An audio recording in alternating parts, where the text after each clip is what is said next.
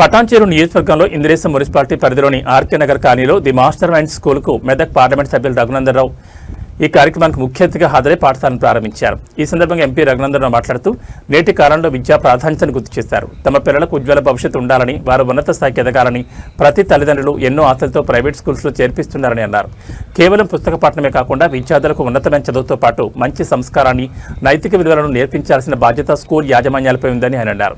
ఈ కార్యక్రమంలో పాఠశాల chairman doctor Raju, municipal chairperson Pramila, vice chairman Harish Reddy, కౌన్సిలర్లు శివకుమార్ గౌడ్, హర్షారెడ్డి, అంతిరెడ్డి, మాజీ కార్పొరేటర్ మెట్టు కుమార్ యాదవ్ మరియు బీజేపీ నాయకులు నిజామాబాద్ శ్రీనివాస్, ఉపాధ్యాయులు తదితరులు పాల్గొన్నారు.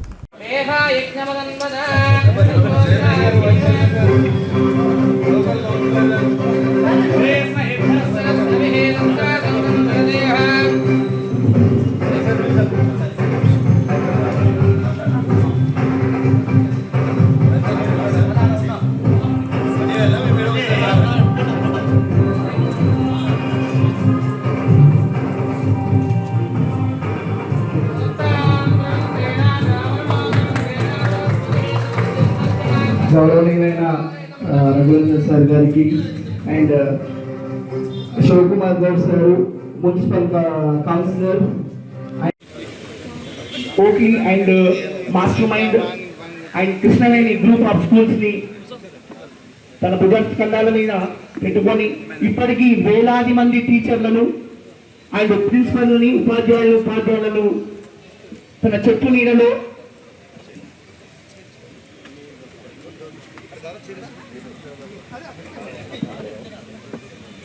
పటాన్చెరు కార్పొరేటర్ మెట్టు కుమార్ సార్ గారికి అందరికీ సవినయంగా శిరసావహించి మా స్కూల్ ఇనాగ్రేషన్ ప్రోగ్రామ్కి వచ్చినందుకు ధన్యవాదాలు తెలుపుతున్నాను. అదేవిధంగా honourable director Nagaraj sir and మరియు మా చైర్మన్ సంగాని రాజు సార్ గారు అందరినీ సత్కరించాలని మనస్ఫూర్తిగా కోరుకుంటున్నారు. టీచర్ గా తన కెరియర్ ని మొదలుపెట్టి ప్రైవేట్ గవర్నమెంట్ స్కూళ్ళలో కూడా మంచి చదువుతున్నారు పిల్లలు, అన్ని సౌకర్యాలు ఉంటున్నాయి. కానీ తల్లిదండ్రులకు ఏం నమ్మకం అంటే నా పిల్లోడు అయితే సరే పిల్లలు ఎక్కడ చదివిస్తున్నారు, మన ప్రైవేట్ స్కూల్లోనే ఎక్కువ మొగ్గు చూపుతారు తల్లిదండ్రులు. ఎందుకంటే ఇంగ్లీష్ మాట్లాడిన కొడుకు పెద్ద ప్రయోజకుడు కావాలి, ఒక డాక్టరో, లాయరో, ఒక టీచర్ కావాలని తల్లిదండ్రులకు నమ్మకము. ఆ నమ్మకాన్ని మీరు మీ స్కూల్ వమ్ము చేయకుండా ఆ నమ్మకాన్ని వమ్ము చేయకుండా పిల్లలను మంచి రీతిలో విజయాలని నేను కోరుకుంటున్నా. ఈ అవకాశం పీడిస్తుంటారనేటువంటి అభిప్రాయంలోంచి తన దగ్గర పనిచేస్తున్నటువంటి టీచర్లకే ఆ బ్రాంచ్ను అప్పచెప్తూ విద్యా వ్యవస్థ లోపల కొన్ని మార్పులు తీసుకురావాలనేటువంటి ఒక మంచి లక్ష్యంతో పెద్దలు రాజు గారు దాదాపు దేశవ్యాప్తంగా మాస్టర్ మైండ్స్ని 500 బ్రాంచెస్గా విస్తరించడం అనేది నిజంగా అభినందించాల్సినటువంటి విషయం.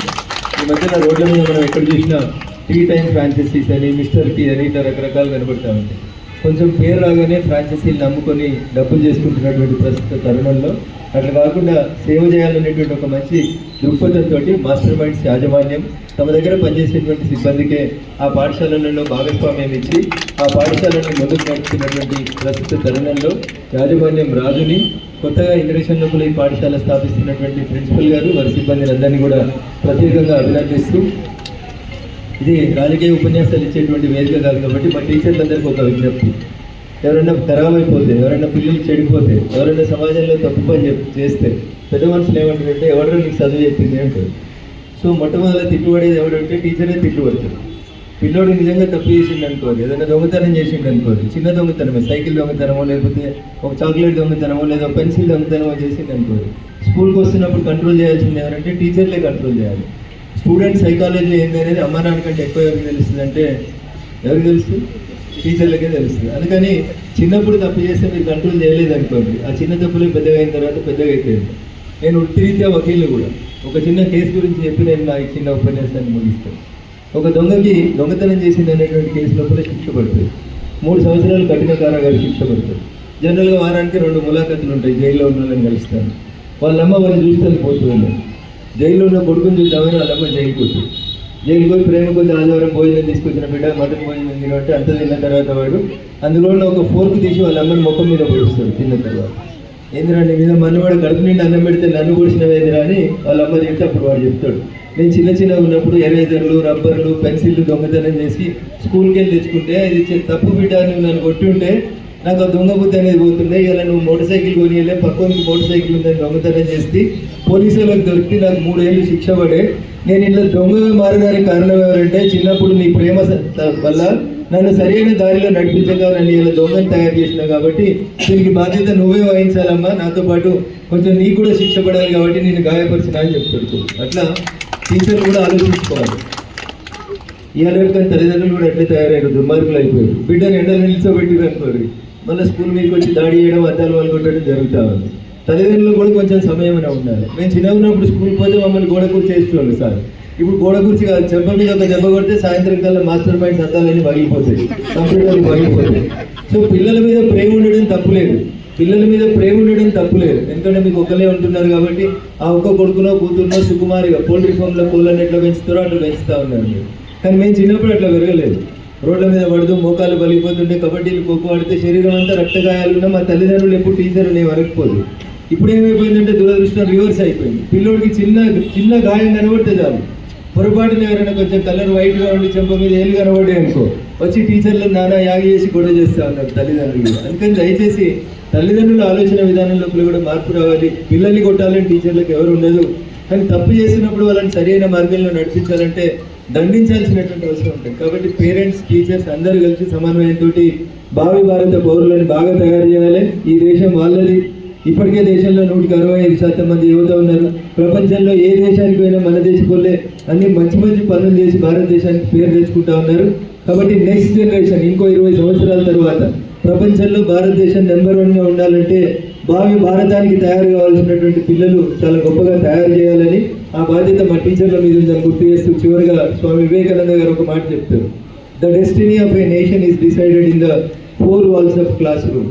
ఏ దేశ భవిష్యత్తు అయినా తరగతి గది 4 గోడల మధ్యలో తయారవుతుంది. ఆ పిల్లోడికి ఏం కావాలని ఉందనేది తెలుసుకొని టీచర్లు ఆ పిల్లోడిని ఆ రంగంలో నిష్ణాతుల్ని తయారు చేసినప్పుడు ఖచ్చితంగా భారతదేశం మిగతా ప్రపంచ దేశాలన్నింటినీ బీట్ చేస్తుందని చెప్పి ఈ సందర్భంగా తెలియజేస్తూ ఇంత పొద్దున్నే మీ ఆహ్వానాన్ని మన్నించి అందరూ పూర్వ ప్రముఖులు, కౌన్సిలర్లు అందరూ కూడా పెద్ద సంఖ్యలో ఇక్కడికి వచ్చి మీ స్కూల్ని ఆశీర్వదించాలని వచ్చినారు రాజు గారు. అందుకని వాళ్ళందరి ఆశలు, వాళ్ళందరి ఆకాంక్షలు ఏమిటాయంటే ఈ ఏరియాలో పిల్లలు బాగా చదువుకోవాలి, ప్రైవేట్ స్కూల్ కాబట్టి ఎక్కువ ఫీజులు తీసుకోవద్దు, రీజనబుల్గా ఫీజులు తీసుకోవాలి.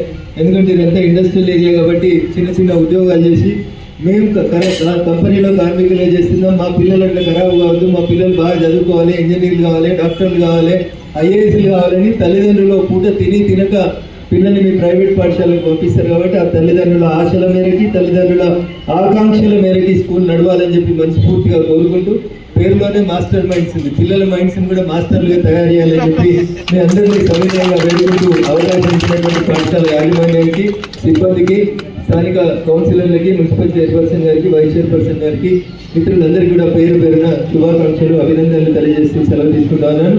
జై హింద్, జై భారత్.